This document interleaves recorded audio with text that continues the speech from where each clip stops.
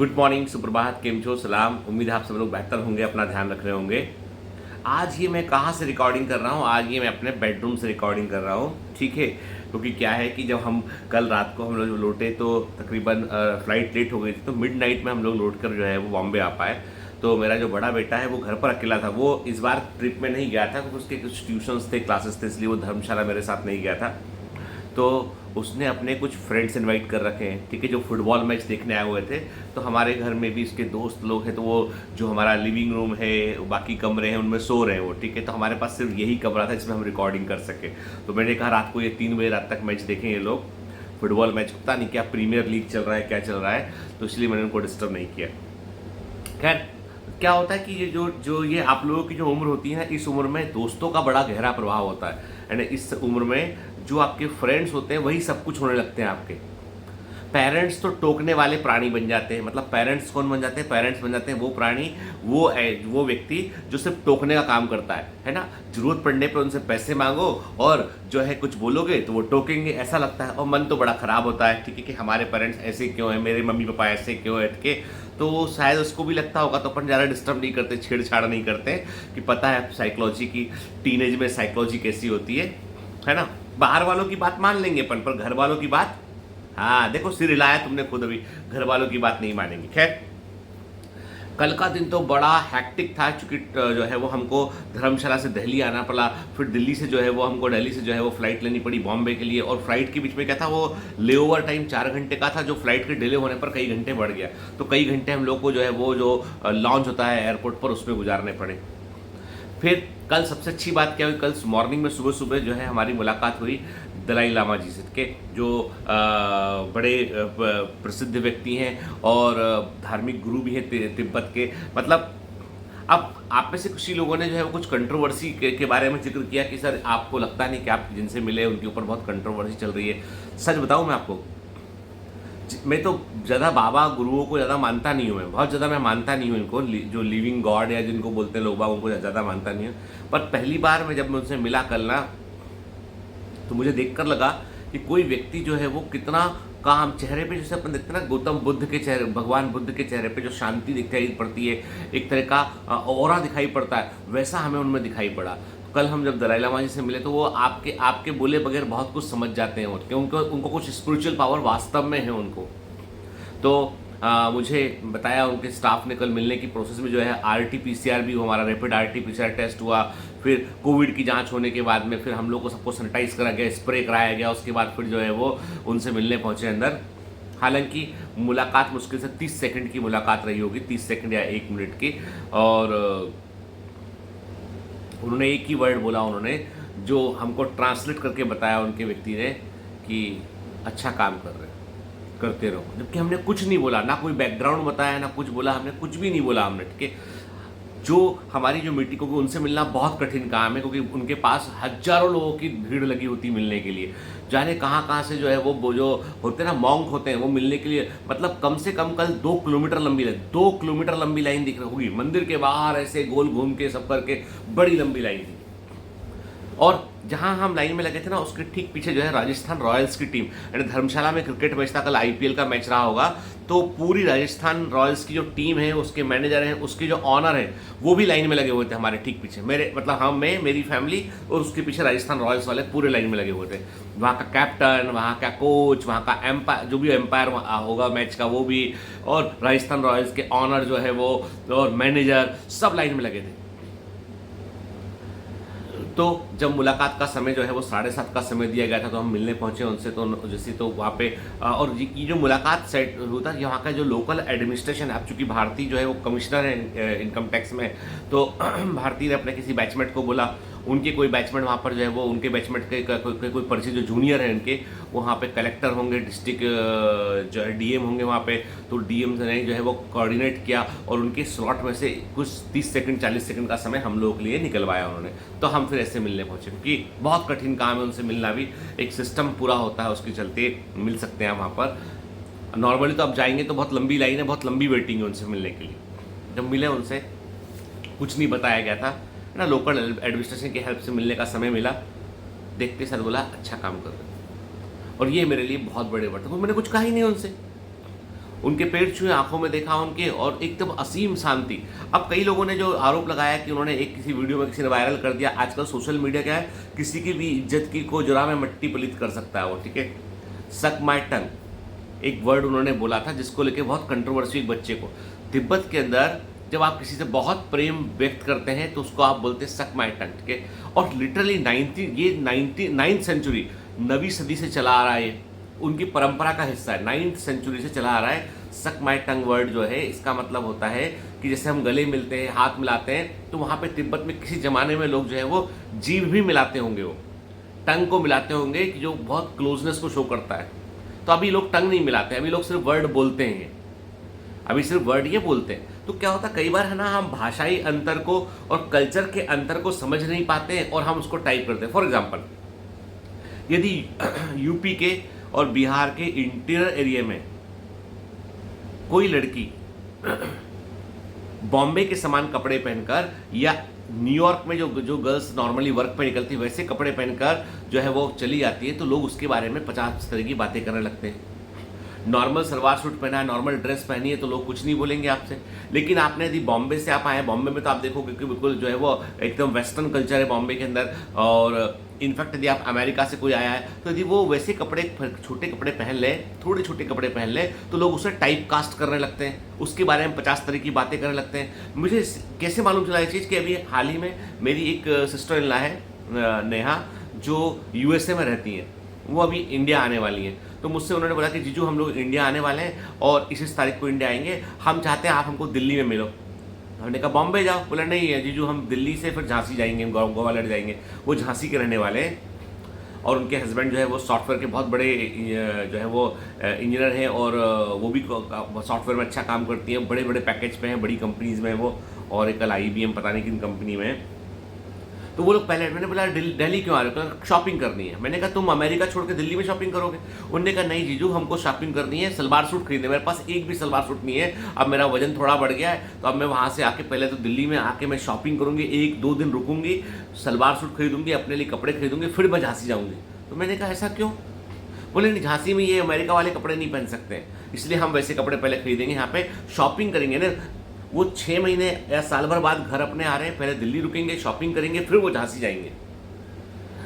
तो यदि ऐसा ना करे तो शायद लोग टाइप कास्ट कर दें कि देखो ये तो बड़े अमेरिकन बन गए, बड़े ऐसे बन गए, पता नहीं क्या करते हैं, 50 तरह की बातें। तो क्या होता है कि हम लोगों का जो सोचने का तरीका है ना, वो बिल्कुल सीमित है, कूप मंडूक के समान है। जो दुनिया हमको अपने आसपास दिखाई पड़ती है, हम उसको टाइप कास्ट कर देते हैं। अब लोगों ने क्या बोल दिया, लोगों ने बोल दिया गीतेंद्र सर तो बहुत लालची हो गए। किसी ने क्या लिखा कि गीतेंद्र सर का डाउनफॉल शुरू हो गया है, अब बायोमेंटर्स कहीं नहीं बचेगा, खत्म हो जाएगा बायोमेंटर। ठीक है, आपको लगता है कि बायोमेंटर्स खत्म हो जाना चाहिए, तो इट शुड, ऐसा होना चाहिए। गीतेंद्र सर का डाउनफॉल, अरे भाई मेरा कोई अपफॉल डाउनफॉल से मैं परे उठ चुका हूँ उससे, क्योंकि मैंने फीस आपसे एक साथ मांग ली है, क्योंकि मैंने आपसे फीस एक साथ मांग ली है। मैंने आपको बोला कि EMI उसको ही मिलेगा जिसके व्यक्ति की वो जो है वो जिसके पास में इनकम प्रूफ होगा, 4 लाख से कम जिसकी एनुअल इनकम होगी, उनको हम EMI में कन्वर्ट करेंगे, अदरवाइज EMI में कन्वर्ट हम नहीं करेंगे, क्योंकि हमने बहुत नुकसान सहा है। हमने पिछले 3 साल में हमने बहुत नुकसान सहा है। 1 महीने बच्चे आते हैं, 2 महीने आते हैं, खुद अपना कॉम जो है वो जो चाहिए रिक्वायरमेंट हमको चाहिए पढ़ने वाले बच्चे, ठीक है, हमको चाहिए पढ़ने वाले बच्चे। तो वो पढ़ने वाले जो बच्चे होते हैं, वो बच्चे जो है वो उनको जैसे लगता है ना कि अरे यार अब तो 6 घंटे तो क्लास देखनी है, 4 घंटा DPS भी लगाना, पढ़ना भी है, और 10 घंटा मेहनत कैसे करेंगे हम 10 घंटा मेहनत, तो वो बैकलॉग लगाने लगते हैं। और जब बैकलॉग ज़्यादा लग जाता है तो भाग जाते हैं। फिर कहाँ भागते हैं?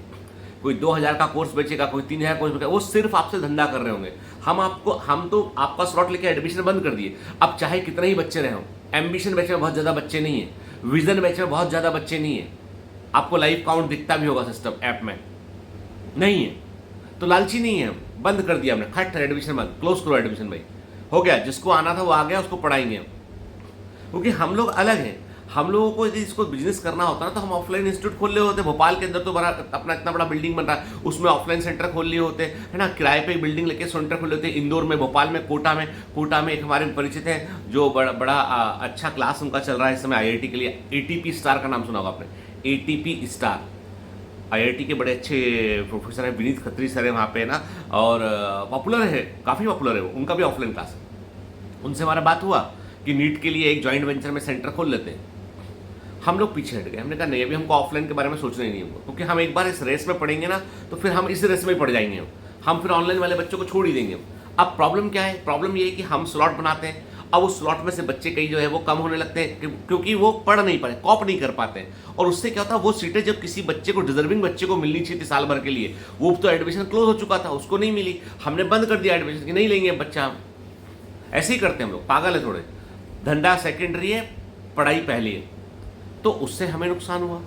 हमने उस नुकसान को वो नुकसान का मतलब ये कि जो हम इस बार यदि हम 60 बच्चों को हम एमबीबीएस की फीस भर पा रहे हैं तो हम चाहते हैं 100 बच्चों की एमबीबीएस की फीस भरें। तुम ये भी सोच सकते हो कि तुम्हारे पास पैसे कम है तो 6,000-7,000 रुपये लगा के पढ़ लिए, साल भर सेलेक्ट हो गए तो सर शायद हमारी मदद कर दें। कम से कम इतनी तो मदद कर देंगे सर कि 7,000 रुपये की किताबें दिलवा देंगे हमको। पैसा कहीं नहीं जाएगा, बायोमेंटर्स का पैसा बायोमेंटर्स में रहेगा, बायोमेंटर्स के बच्चों के काम आएगा। तो ये ऑर्गेनाइजेशन डिफरेंट है बेटा। अब तुमने टाइप कास्ट कर दिया, गीतेंद्र सर लालची, धंधा, ये न वो, तो कर लो, मुझे फर्क नहीं पड़ता, आप कर लीजिए टाइप कास्ट उसको। क्योंकि मैं देख रहा हूं कि टीचर्स इतना हल्ला करते हैं, तोड़ के बाहर निकलते हैं, फिर हल्ला करते हैं, तुमको सिर्फ और सिर्फ चीट मिलेगा। जो ग्रुप है वो टूटेंगे, फिर टूटेंगे, फिर टूटेंगे। हम तो बोलते हैं ना आपसे कि भैया यहाँ पर आइए, भरोसे के साथ आइए, हम पढ़ाएंगे, बस पढ़ते रहिए आप, बाकी कुछ दिमाग लगाने की जरूरत नहीं। अपना दिमाग हम लगा रहे हैं आपके लिए, दिमाग आपको सिर्फ फॉलो करना है, आप सिलेक्ट हो जाएंगे। बेस्ट रिजल्ट बायोमेंटर्स का क्यों है? स्पामर की भीड़ लगा दी उन लोगों ने हमारे लिए कि स्पामर आ जाते हैं, जाने कौन कौन, उनके नाम पढ़ रहा कभी स्पामर के आपको पर्टिकुलर टाइप गेमिंग ये ना वो नाम मिलेंगे आपको, और वो आएंगे, वो संजय सर के पीछे पड़े हुए हैं, क्योंकि वो डर लगता है उनको। They are having big fear about biomentors. यदि बायोमेंटर्स कमर्शियल लेवल पे आ गया, यदि आज बायोमेंटर्स फंडिंग उठा के कमर्शियल लेवल पर आ जाए तो ये सारे पीछे रह जाएंगे, ये सारे पीछे रह जाएंगे। यदि हम भी कमर्शियल लेवल पर आ जाए, फंडिंग उठा के हम भी भड़ सब, हर शहर में होर्डिंग, हर शहर में हल्ला, ये वो 200-500 स्पामर की टीम लगा दें हम कि हर जगह जाके स्पाम कर रहे हैं, तो हम भी जाएंगे नंबर। पर हम नहीं कर रहे क्योंकि हमारा फोकस पढ़ाने पर है भाई, हमारा फोकस रिजल्ट पर है। और तुमको क्या लगता है, यदि मैं कल से पढ़ाना बंद भी कर दूं तो मेरे ऊपर कोई फर्क नहीं पड़ने वाला? अब तुम क्यों नहीं पढ़ने वाला? तुम मेरा गूगल कर लो, मैं क्या हूं, मैं क्या कर सकता हूं। तो भाई टेकन फॉर ग्रांटेड मत लीजिए चीज़ों को। कोई चीज़ यदि है तो मैं कहता हूँ शिक्षा, यदि हम पढ़ा रहे हैं, टीचर गुरुजन यदि अपनी पारिश्रमिक को भी तय ना कर पाए, एक ऑर्गेनाइजेशन यदि जो है अपनी फीस भी तय ना कर पाए कि हम भैया 5,800 रुपये प्लस जीएसटी लेंगे हम बच्चों से, वो कन्वीनियंस फी लगा के 7,000 के आसपास कुछ फीस होती है, वो हम साल भर की फीस लेंगे, और यदि हम वो भी तय ना कर पाए तो हम क्यों काम कर रहेगा? और वो तय करके हम कहाँ देना चाहते हैं? हम चाहते हैं कि 50 बच्चे जो लाइन में लगे हुए हैं, जिन बच्चों को हम जवाब देने की पोजीशन में नहीं, कितने गरीब बच्चे हैं, उनकी फीस कैसे भरेंगे? वो लोग निकल गए पढ़कर बायोमेंटर से, अब कौन मदद करेगा उनकी? बैंक बोलता है कि मॉर्गेज रखो प्रॉपर्टी को तब लोन देंगे, बायोमेंटर बोलता है बेटा पैसा ले ले भी तू, और तू जब लायक बन जाए तो तू हमको पैसा लौटा देना, हम किसी और बच्चे की मदद कर देंगे।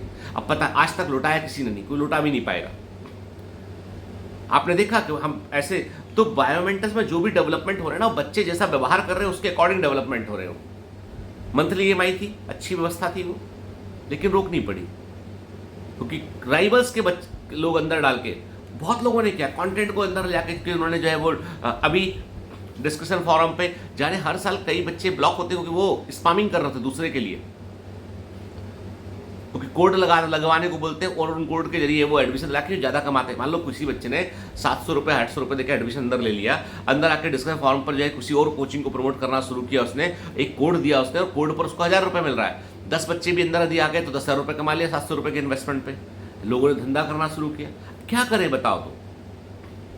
तो बेटा प्रॉब्लम तो हर जगह ना। तो अब आप चाहे वो दलाई लामा जी हो, उनके खिलाफ कोई लोग बोलने वाले लोग हो, मैं तो कहता हूँ, तो मुझे बिल्कुल ऐसा लगा कि साक्षात कोई व्यक्ति जो ईश्वरी रूप का व्यक्ति बैठा है। मैं कोई बौद्ध मॉन्क नहीं हूँ, पर मैं हर उस व्यक्ति से, हर उस जगह पे जाना पसंद करता हूँ जिसका कोई सिग्निफिकेंस है। अब राजस्थान रॉयल्स वाले क्यों लाइन में लगे थे बताओ, क्रिकेटर होके? क्या दुनिया नहीं देखी उन लोगों ने? तो बेटा कभी भी किसी चीज़ को सुनकर केवल टाइप कास्ट मत कीजिए, नज़रिया खुला रखिए, दूसरे के तरफ आके भी सोचिए, मेरी तरफ आके सोचिए। How I have to help, मतलब मैं इतने सारे बच्चों की कैसे मत करूँ? भारती भी अभी जो है लोगों से, भारती ने जाने कितने लोगों को बोला जो CSR करते हैं कि हमारे एनजीओ को कुछ डोनेशन कर दीजिए, हमारे एनजीओ कुछ डोनेशन कर दीजिए, जिनको वो जानती है बड़े लोगों को, उनको, ताकि हम अपने एनजीओ से बच्चों की हेल्प कर पाएँ। हाथ जोड़ रहे हैं हम लोगों के जाके, आपको लगता नहीं कि मतलब हम जो है वो जो स्वाभिमानी लोग हैं वो भी जाके कि हमारे पास बच्चे इनकी हेल्प करने के लिए इनको पैसे चाहिए, पैसे नहीं हमारे पास। गुरुकुल का काम रोक दिया गया है अभी, कमांड सेंटर काम स्लो कर दिया गया है अभी, क्योंकि हमको बच्चों की पहले हेल्प करनी है, बनता रहेगा वो तो क्या करे बताओ।